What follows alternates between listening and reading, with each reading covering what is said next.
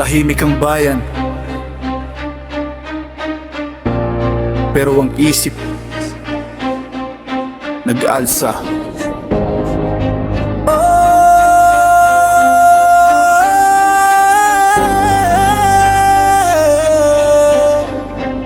Sa Kalamba nagsimula, tahimik na bata, pero ang mata kayang basahin ng sistema. Walang baril sa kamay, tinta ang bala. Nanginginig ang kolonyal na kapangyarihan sa isang pahina. Sinabi nilang sumunod, sinabi niyang mag-isip sa simbahan ng anino. Sa libro ang liwanag mo'y lulunod habang tulog ang bayan.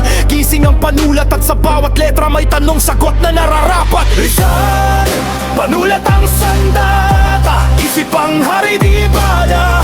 Kung takot sila sa katotohanan, ibig sabihin tama ang tama. Rizal, di mo kayang patayin ang ideyang muling isisilang. Sa bawat isip na malaya, ang bayan ay lumalang. Luwag pa ang eskwela, bayan ang dahilan. Noli at sili, salamin ng sugatan. Hindi siya nag-utos ng revolusyon, pero bawat linya naghanda ng isipan. Hindi siya sigaw, kundi bulong na malalim. Mas delikado yung sa hari, sumisilip ang dilim. Dahil kapag ang tao ay natutong magtanong, hindi na kayang ibalik sa kadena ng takot.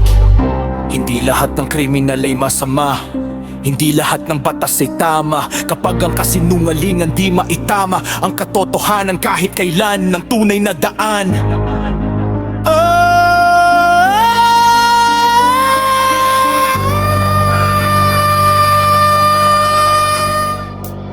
Bagong bayan, malamig ang umaga, tahimik ang hakbang, buo ang paninindigan. Alam niyang tapos na ang katawan, pero ang isip hindi kailanman isang putok.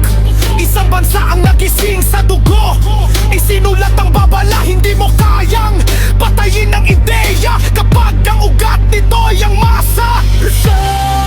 Buhay sa bawat tanong, sa bawat batang ayaw magbulag-bulagan. Habang may panulat, habang may isip, ang kalayaan ay babalik. Rizal, hindi ka lumipas, ikaw ang simula ng laban. Panulat ang sandata, isip ang kalayaan. Hindi siya bida ng kalsada at daan, siya ang bida ng isipan.